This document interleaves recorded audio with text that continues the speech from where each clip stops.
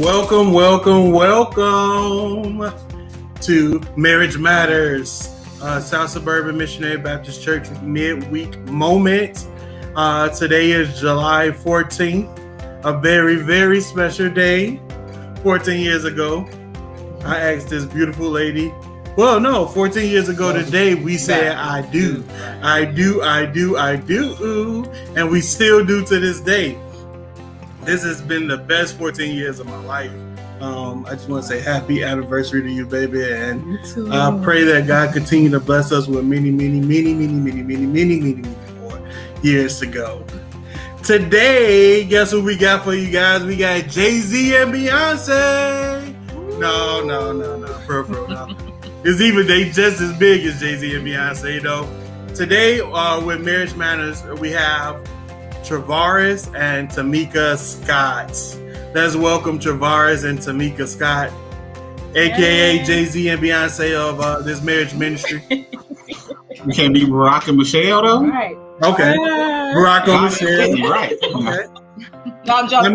I mean, we appreciate Jay-Z and Beyonce. Oh, okay. How are you guys? We are good. Very good. Good to see y'all. Happy anniversary. Yes. Thank you.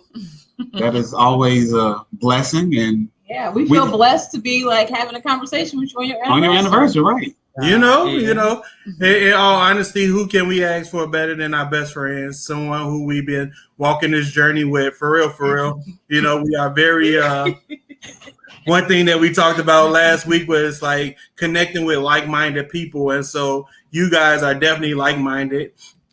We have some similarities in this thing called marriage, right? In this journey called marriage, and we are extremely excited to have you guys today. If you can start off telling us, introduce yourself to our Facebook, YouTube world, and to the people of God. Okay. Well, my name is Travaris Scott. This is my lovely wife, Tamika Scott. Or did you want to say your own name? Tamika Scott. We've been married for 14 years. 14 lovely years of growing, years of learning, years of loving, and raising children. So that's us in a nutshell. Unless you got something to add to that. No, that's perfect. That's cool. I mean, we need to put some respect on Dr. Tamika Scott's name, though. We gotta make sure we get that out there, Dr. Tamika Scott. That was some hard work she put in, so I'm gonna make sure I refer to her as Dr. Scott during this interview. My co-editor and chief responsibility for the children for those 3.5 years. So yeah, we put in a lot of work for that. You guys are one of the. I would definitely call you guys. We would definitely call you guys a power couple. It's something that's real dope. To start this thing off, we're going to ask a question. Do you admit your wrongs, accept responsibility, and apologize? It depends. That's the truth. I think truthfully, it really does. It does depend. And I say that because there are times where I know I'm wrong and I'm stubborn, so I won't say that I'm wrong, and it takes me time to get there. But then there's also times where it's very possible that I'm wrong and I have no clue. Right? So naturally, you're not getting an apology out of me if I don't know that I'm doing wrong. And then there's times where it's just like, yeah, absolutely. Like, just own it and move forward. And then it's so easy for me to then apologize. But I mean, like I said, that's why I said it depends. It really does depend on the situation. It depends on where my head is at and where my spirit is at. Because sometimes they work and align together, and sometimes they don't. And that's the beauty of being a human being. Yeah. I agree with that. And also, and I'm pretty sure, Stephanie, you probably would sort of connect with me on this. And sometimes we're trying to avoid the full fight altogether. So it's like, I may be right. I may think I'm right, but I'm going to say, you know what? You're right, honey. Yeah. That happens as well. So yeah, it's like multi-layered to to how that goes. It's not always, I accept responsibility. I'm so sorry. Let's move on. Sometimes it's the head mutt of, I think I'm right, you think you're right, and we're bumping heads. Yeah. And at some point, it takes a little longer to get to the apology point of it because it go through the whole head butting before the apology. And other times it's a little easier. So I truly agree with you, both of you guys. Because let me tell y'all, the first 10 years, I did not get an apology at all. She said, listen. I did not believe in it. Yeah. I was not apologize. She said, I am not apologizing. That's something that I had to accept her for, because it's more to it than just that, right? And so it's funny that this question popped up because I just saw a video. I don't know if it was on TikTok or if it was on YouTube, but it was a husband and wife, and they was arguing. And then the boyfriend walked to the kitchen. She followed and was like, "So you just not gonna admit that I'm right?" And then the husband said, "Well, baby, do you want to just practice?" And she was like, "You're not gonna say nothing?" He said, "You don't want just peace, or do you want to keep fighting?" And she thought about it, so she went back to the bedroom. Was like, "Girl, he in there making sense, and I don't know what to do." Then the girlfriend say, "Well, find something that he did a long time ago and bring it back up." So she came back to the kitchen and was like, "You remember last year when you went to his house for guys' night and you was the only one without your wife?" And I was like, "This is so funny because it's so true in a way, right?" And so sometimes we just have to, as Travaris said, Dale said, is that we have to, as men, sometimes we rather have that peace and not see. It's not necessarily us pacifying you guys. It's us not putting you guys through more stress and more drama that's not necessarily needed. That's how I look at it, because I feel like her peace is more important to me than getting my point across. That's true. And I will, and fellas, don't beat me up, but I will sort of play devil's advocate in this whole thing. A lot of times, and you don't know it at the moment, but a lot of times going through that argument, it creates more healing than pacifying. I will say that. Because even though in that moment, it's like, this is driving me crazy. I don't want to deal with it. I'm frustrated. Both of us are frustrated. Then at the end of it, you look, once you actually get through it and do whatever the process of sort of reconciliation is, once you get to the other side of it, it's like, we wouldn't be as strong as we are in this moment if we didn't go through that. So I can see both, like say you want that peace, but at moments, and I'm pretty sure a lot of times when that's the case, the wife may feel like, probably not even in the moment, but still, that no, we need to go through this. We need to talk about this. We need to we need to fight about this right now. Yeah. It ain't no going around at this moment. We need to fight about it. And we're going to fight about it, whether you want to or not. One thing that we practice is we don't talk about the situation while we angry, because we don't want, that's why your cooking was nasty last night. Knowing dang well cooking was on point the night before. But you hurt me, now I'm finna figure out something that's gonna hurt you, right? Yeah. And so we don't discuss it while we in that moment, heated in that moment. But what we will do is before we go to bed, we don't believe in going to bed angry at each other. Right. That's one thing we have not done. I'm not going to say never done, but have not done. Because one time she was mad at me for 2 whole days, because we were joking and I called her slow or retarded or something like that. And and it was all in a joking moment. And I was 2 days. I had to fake a heart attack for her to get to talk to me again. Oh, that's funny. Look, so the key to that is we may not go to sleep mad. Yeah. But somebody going to go to sleep with us mad, because I know I'll be up all night thinking about it. Yeah. So she's like, no, you're not going to go to sleep mad. I'm going to sleep. Well, we try to talk about it. Agitate. Like at the end of the day, like truly, I don't think, let me speak for me. Truly, I don't think that like once I've said what I believe is my piece, I'm done. Yeah. What I want to do now is have a conversation about how we move forward. If you're not ready to have that conversation, I'm not going to wait on you all night to have that conversation. I'm going to get to my sleep. I understand that. I agree. I understand that. So a quick question is, do you believe marriage matters and why? Good question. That is a good question. First, I start up before I can answer the question. I say yes, I do believe that marriage matters. That's the first part. Do you think marriage matters? I think it depends.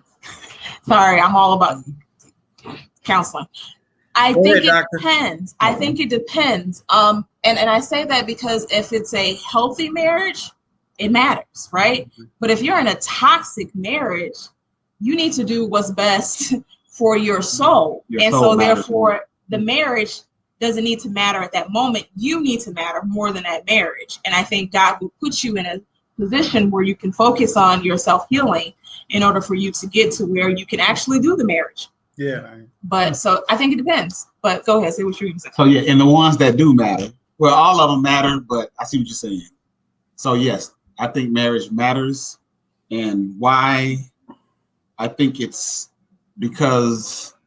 probably because it's sort of like foundational Yeah. for growing a community. I guess you could say that's the best way to put it. So marriage matters, but family matters, community matters, and sort of like the foundation of that is usually the family, which starts with marriage in most cases, unless you're not in a traditional or conventional marriage. Yeah. Then that still matters. But yeah, the foundation of it is that union, and building on that union is where you sort of build up family and community, and I think that's the basis of how God wants us to live in community. So we have to build it.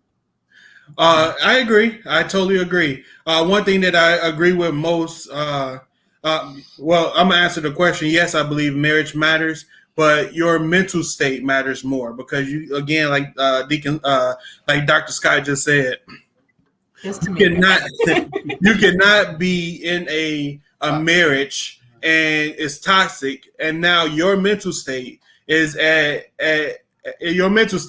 risk because of the type of marriage that you're trying to make matter, right? So you have to make sure that not only are you guys on the same page, but you guys have to be in the same book so that you guys are focusedly in the marriage together, because one person can be in the marriage and the other one chilling on the outside, like don't even care no more, has mentally, physically, emotionally disconnected from the marriage. And now not only are you creating a toxic space for yourself, but for each other.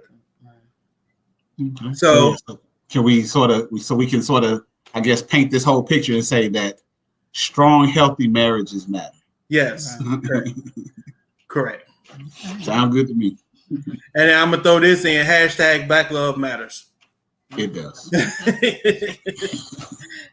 Now, I really want to ask this question because it's something that I think is important. And Brother Travares, some of this I'm not sure that you do kind of well, but thoughts on gender roles such as cooking, cleaning, and trash. Now, you might do some good cleaning and trash in the gender roles, but sometimes just for the sake of my family over there is I should probably let somebody else do the cooking. Amen.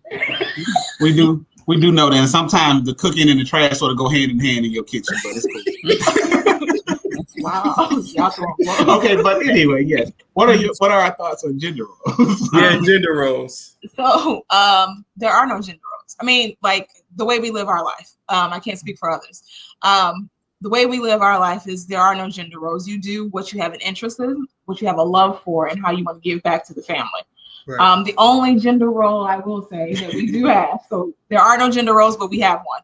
I'm not taking out the trash. And it's just me, period. Like, if Sanaa wanted to take out the trash, by all means, she can. But Tamika is not taking out the trash. Like, I'm just not. Right. So it's really not a gender role. It's a Tamika role. Like, that's not the role I play in life. That's a pile up in the corner, huh? I will take it out of the trash can. I will put it next to the door, but I'm not actually taking it to the garbage. Yeah. Right. I just not. That's the same thing here. Man, see, I'm old fashioned. Girls wash dishes. The boys take out the trash. You know, I feel like outside work is boys. I'm old school. That's just how it is. And it actually works for us because Lord knows that it's some stuff that she does that ain't no way I can do. Okay, I'll pretend, I'll hold this broom in my hand, but where this trash gonna go, I don't know. But like taking out the garbage, like I get that. I wouldn't want her to go out there taking out the trash because one, I love the way she smells. So I don't want her to be around the trash. That's like sniffing her and stuff like that. I'm that kind of weird guy. I love the way my wife scent. So, but I do believe I've come to learn that roles are important in our marriage. It's not for everybody else, but the way we live, like you said, our gender roles, it helps us to continue to create what we have. Mm-hmm. And I think that's an important thing. Like for us, Travaris loves to cook. Like his like sort of ministry in our house is cooking for us. And so for me, I don't like to cook. I mean, I cook when I have to. Thank God I know how to cook, but I won't cook if I don't have to. And so he does that, and he's brought our kids into it, and they love to like cook and explore food with him and things like that. That's what they love to do. Like they're passionate about it. They have community with that. They learn from each other in that. And I don't step in the kitchen. I wait at the table, like waiting for my plate. But the flip side of that is I love to do laundry. It's the most mundane thing to do. I love it. Like I love the smell of bleach. That's probably, its own issue itself. But I love because I don't have to think. It's literally you dump clothes in, you pull the clothes out, you fold them up. Now, do I put the clothes up? No. Everybody put their own clothes up. But, you know what I'm saying? Like it's just what brings us joy and contributing to making sure that this household is running. That's like you said, it's what works for us, and that's what we're teaching our kids. And if they decide to say, no, I'm gonna be the cook in the house, then hey, hats off to you. Right. Well, I know that I talk about your husband cooking a lot. I think it's funny. I do talk about it. But one thing that I will say is that sometimes when we're doing this back and forth, like when we FaceTime each other and we're cooking off or whatever we're doing, I see that passion that you speak about and the kids and stuff like that. And even though I know he's paying them to say that his food is good, like I just like you could tell like they stick up for him like without no shadow of a doubt. Like daddy food is never nasty, right? And that's great passion. That's creating memories for your kids because when they grow up, they can tell their kids, well, me and my daddy used to do this all the time. We used to do that, or me and my mom used to do, and so it is also creating memories. So that's a good thing. I think that's a really good thing. You can ask the next question, sweetheart. Okay. Do you still date each other? Good question. Again, multi-layered answer. Overall, yes. More recently, not as much as both of us probably agree that we should. Yeah, probably like 2 years worth of not. Yeah, and I think it's just, and it, of course, then you put into account what are we considering dating, because we do things together. A lot of times it's just at home, where of course dating is getting outside of, to me at least, getting outside of the whole ruckus of home and normalcy, just getting out and doing something together outside of that.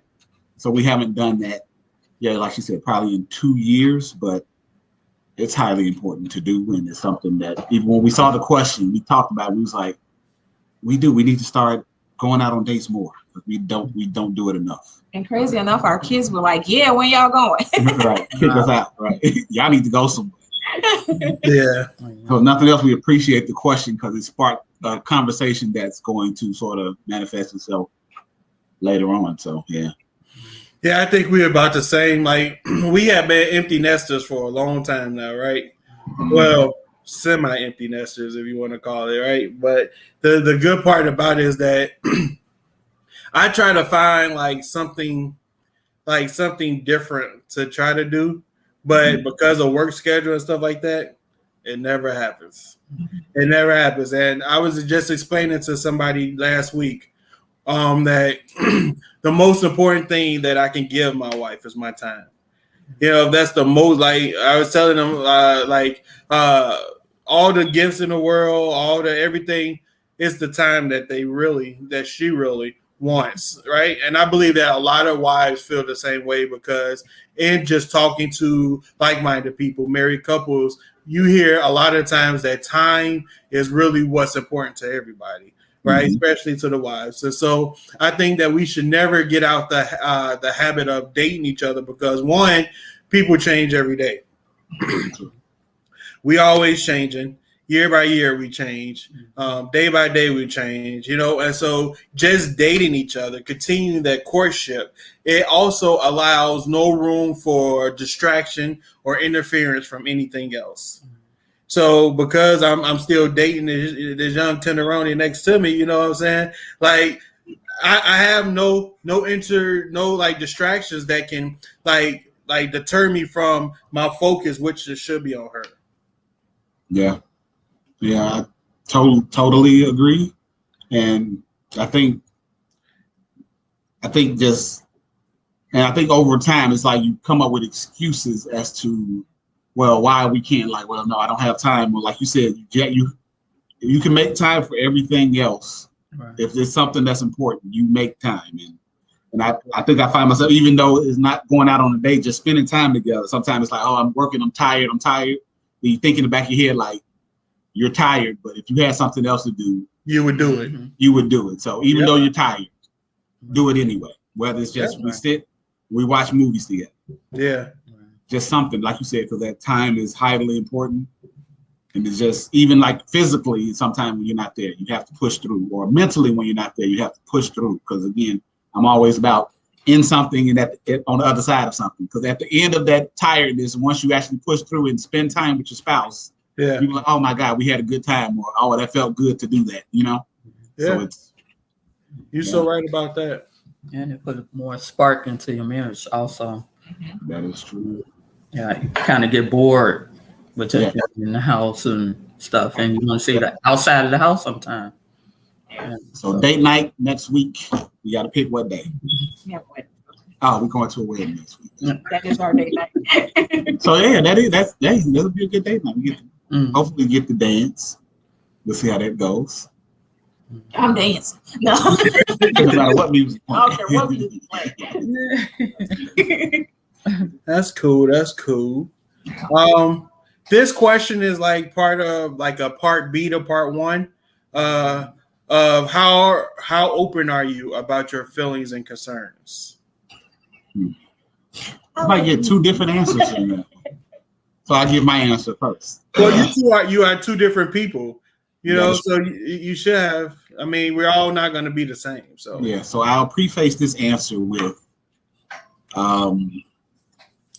like you said, people are different.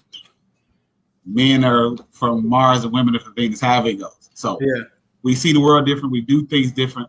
Well, so my answer is, I will say, as far as being open about concerns and feelings, it's a work in progress for me. Something I work on every day to try to do better.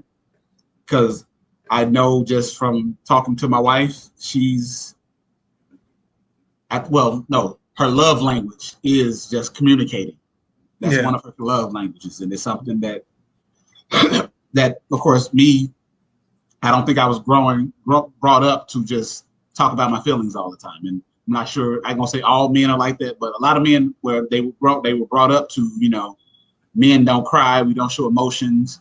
And of course, we already don't talk a lot anyway, but so, and then when you bring that into a marriage, it doesn't work the same as you just doing it with yourself.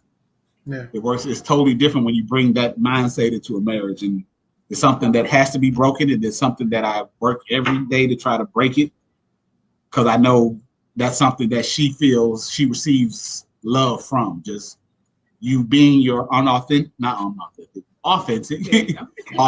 self and bearing all to your spouse. So yeah, I'm working on it. Now, what's your answer? So for me, I don't have a problem with telling, like, I will wake up and be like, look, this is how I'm feeling right now, and in 5 minutes it probably is going to change. Like, like Gerard said, that is my love language. If I'm able to tell you my emotions and my feelings, how I'm doing and things of that nature, that should let you know that we have an actual relationship. And the more I tell you, the more authentic the relationship is. And so I tell him everything. There has definitely been times where me trying to help him see the value in communicating, where I've tried to attempt to, like, I'm not going to share it with you today and see how it goes. So you can see what it's like to not share your feelings. And it doesn't work, like, because it's just not who I am. But I have learned through a lot of prayer, God has given me, I think, space to be able to understand that that's not his love language. So I ask a ton of questions so that I can get the communication and the ideas around your emotions and your feelings that I need.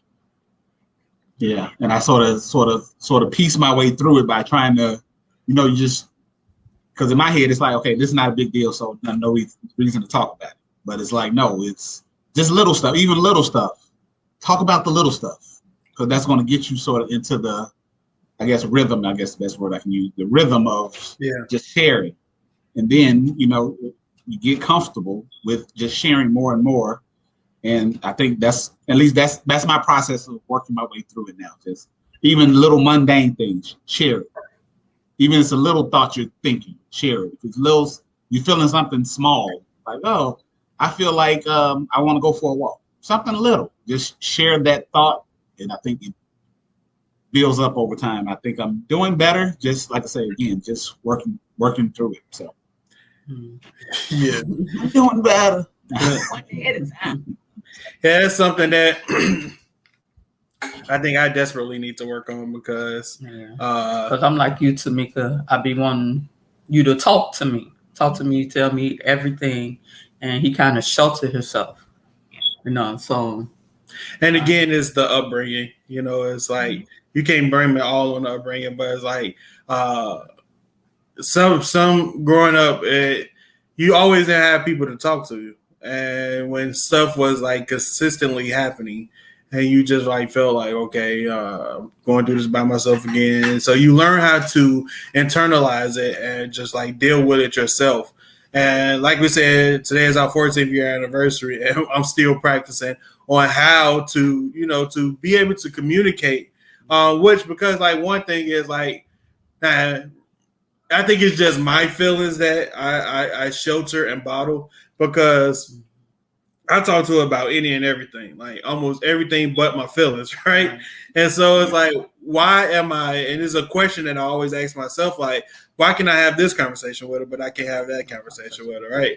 And so some part of it is that I don't want her to feel as if I'm over, like maybe not necessarily soft about it, or not necessarily, I guess you could say it's soft, like why he feel like this, or why this dude, what's wrong with this cat, you know what I mean? Which I know she probably wouldn't do, but it's just like in the back of my head is always that what if, if I open up like this, what if I cry in front of her, what's she gonna say? You know what I mean? Like, I got to be her protector. I don't want to be in the streets and somebody walk up on us and she's like, "But he was just crying last night, so I know, I know he ain't finna do this. Let me step in. I got to fight her every night to prove my love, right?"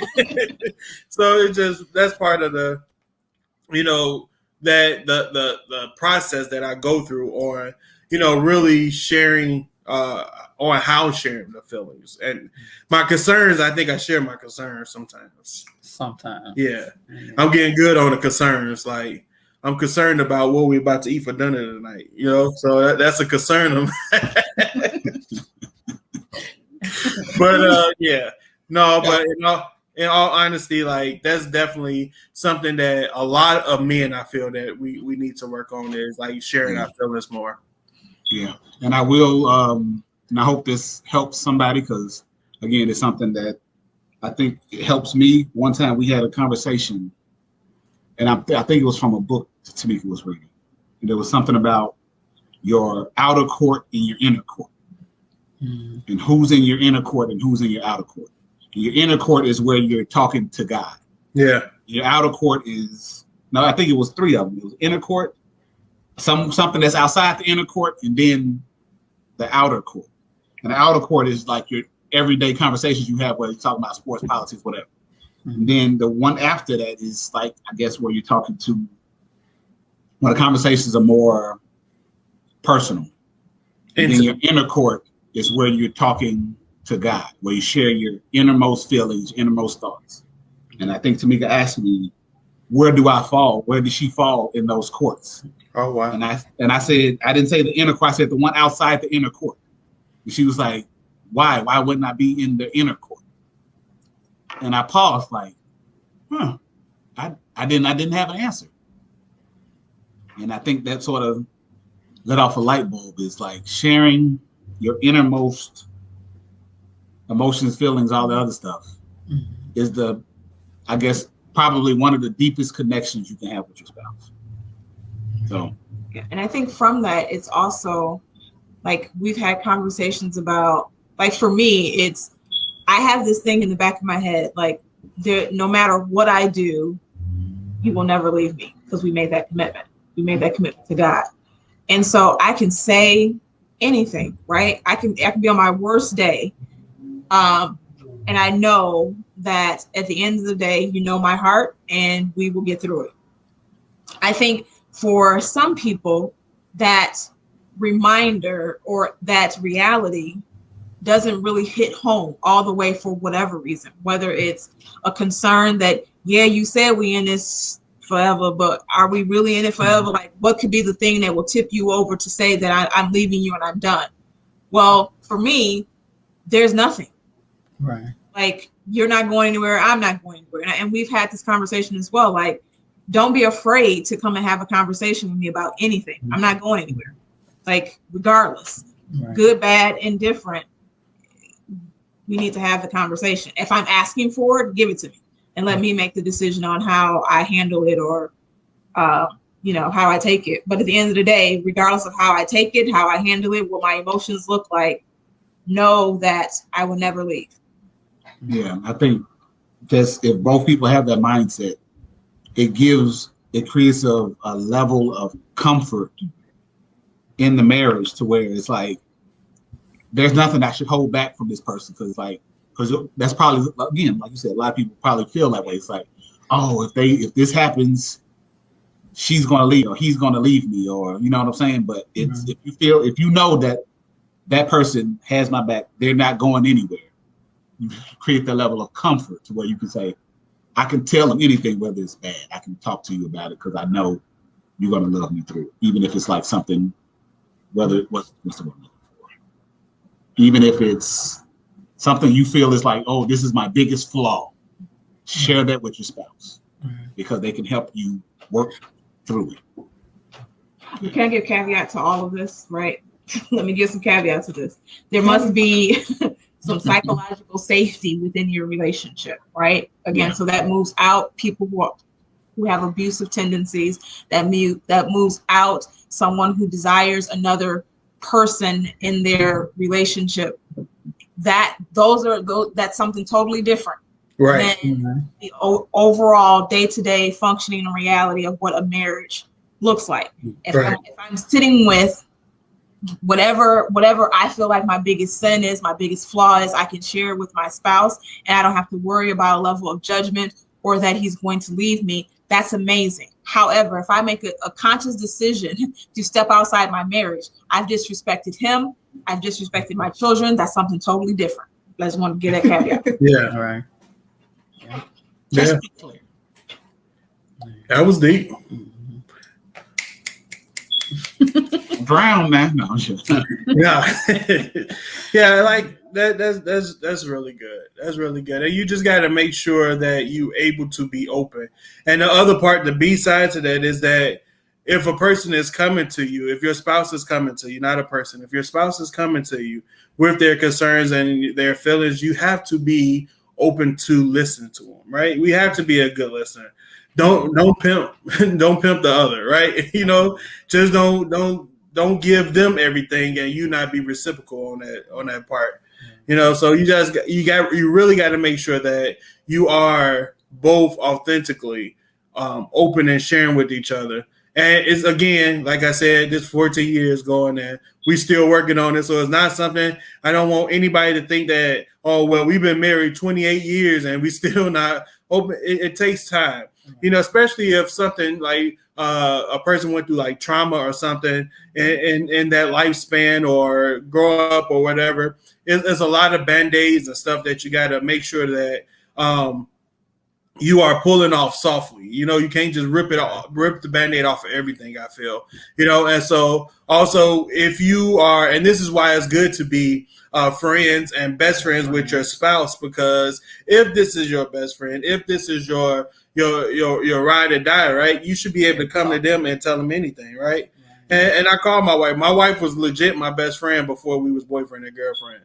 Like, she was the person I called, was like, buddy, tell me if this makes sense to you. This girl told me this. Like, she'll go right, and it was reciprocal. And so I think that's why we so open about everything else, why I'm able to talk to her about everything else. But my feelings. So it's something that, that we still working on. I mean, and I'm starting to open up more to sharing my feelings, but it's not something that is done easily. Yeah. Every day, just every day. It's a new opportunity. That's all you can go off of. You can't focus on yesterday. You focus on today. You can't really focus on tomorrow. Just focus on today. What can I do today? Yeah. How can I change today? Mm-hmm. Because if you change something today, that's going to change what tomorrow looks like. Exactly. Yeah. How can you be your best self today? Yeah. Okay. The next question is, do you pray together for each other and do devotionals together? This is another good question that really made us think. Like, dang, we do it, but not necessarily intentionally together. Mm-hmm. Like, we pray as a family together every night. Mm-hmm. In the morning when I wake him up before he actually gets out the bed, I pray for him, but I'm praying silently. Like, we pray throughout the day. We have devotionals that we do, and we don't do them together. Like, he'll send me one and I'll send him one. Like, but I already done it, or whatever the case may be. We've done like studies with our small group that we work with. So we like read and prepare for the study together, but then we're presenting that to the group. So it's not necessarily us doing it intentionally just for us. So yeah, do we do the stuff? Yes. But do we do it together intentionally? No. Yeah. So something else we talked about was like, I think, should we start praying just me and you? Cause like the ones at night as a family. So it's me, my wife, and our children. We all come together in one room. We pray together before everybody goes to bed. But yeah, we don't set aside where it's just us two praying together. So I think it's important. So it's something that, that's definitely the same for us. Like, a lot of times, like, she'll think I'd be like trying to spoon or cuddle or something, but like literally I'm just like laying my hands on her, like literally just praying, like a lot. Like, half the time I'm up at like 3:00 and she's like, what you doing up? Like, sometimes like God will wake me up in the middle of the night just to pray for her, and like, especially with the journey that we went through with her transplant and stuff like that, it kind of like pushed me to pray for her more, especially as being her pastor of the house, right? Being her covering in this house, right? So I feel that before I can bring our any issues that we have, I need to do any and everything I can do possibly first before I try to open up to anybody else about it, right? So I need to make sure that I'm right and doing what I'm supposed to do as God charged me with the charge that God gave me as her husband, right? So I need to make sure that I'm praying for her daily. And it's crazy is because I can feel her when she prayed for me.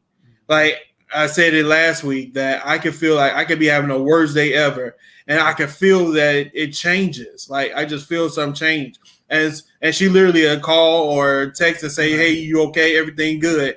And I instantly know that, okay, the power of that praying woman. Somebody gave my wife that book. I forgot who gave it to her, but whoever gave it to her, my hats off to you, because I feel that change. I feel that shift immediately. Like, it's almost like immediate. Like, I could be like sweating bullets, like ready to pull my hair out, ready to throw the computer somewhere. And then I just feel that like a breeze come through, like a instantaneous, like a shift in my spirit. And that's one thing that I do appreciate about my wife, is that she always used to say that, well, I'm not a prayer. I'm not finna pray out loud. She was always nervous to pray out loud. And sometimes I had to learn how to respect that, because, that's getting her out of her comfort zone. And so I don't want her to be too uncomfortable. But the fact that I know she does it for me is amazing. Yeah. Sometimes I don't need to hear you praying. I need to feel you praying. Yeah. So I don't care less what I hear. But if I feel it, action speaks louder than words. That's a t-shirt. It is. I'll make it. I don't want to hear you praying for me. I want to feel you praying for me. Yeah. Yeah. That might be our next shirt. Sound like good with me. Let me know. I might want to order one. I gotcha. Okay. Final question. What advice would you give an engaged or newlywed couple? It's funny because I think we already said it, but going back to, in your relationship, creating an environment where the person feels secure, emotionally secure, physically secure, spiritually secure. I think if you do that, I think, to me, that's probably foundationally probably one of the biggest things you can do in your relationship. Engage going into marriage. So that's the biggest thing you can do in your marriage, is to create a foundation where the person feels secure.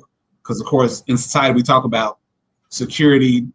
People automatically think, oh, as long as you're financially and physically taking care of me. And I'm pretty sure the generation before us, the husbands, they thought as long as they did that, everything was good. I take care of the house and I bring my money home. Yeah, I'm good. I'm a great husband. But I think our generation, we'll look at a lot more at the mental and the spiritual side of things. So all of those things, those are really important things to do. But I think in a marriage, creating that security, mental and spiritual security, to where that person feels, no matter where in the world, when I'm with this person, I can be totally, authentically who I am with this person, no matter what. Yeah. My last little tidbit.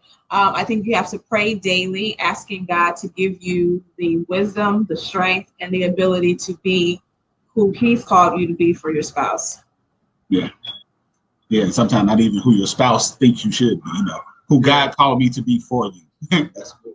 Yeah. That's real good. That's really, really good. Yeah, that's really good.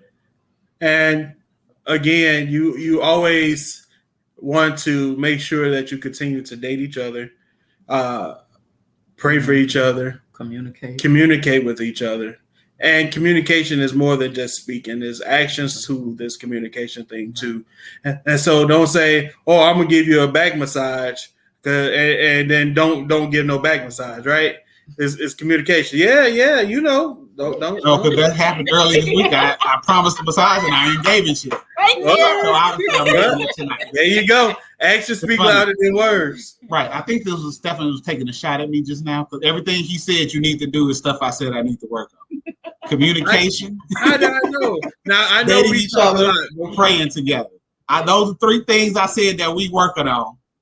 I think that was a shot fired, but I won't take it as disrespect. I didn't. There was no shot fired. I didn't even know you promised the whole back massage thing. I know we talk a lot, but we ain't talking about that right now. Thank you. I ain't even have to text you and say nothing. I appreciate you. News. I got you. I promise tonight. I got you. I'll report back. So thank you guys for really joining us today and talking about why marriage matters and what marriage is, should looks like and could look like. And we totally appreciate you guys, and we love you guys, and hope to see you guys soon. Thank you very much. We love you all too, and happy anniversary. Happy anniversary. Don't hit the town. Whatever else. Thank you. Thank you. Love y'all.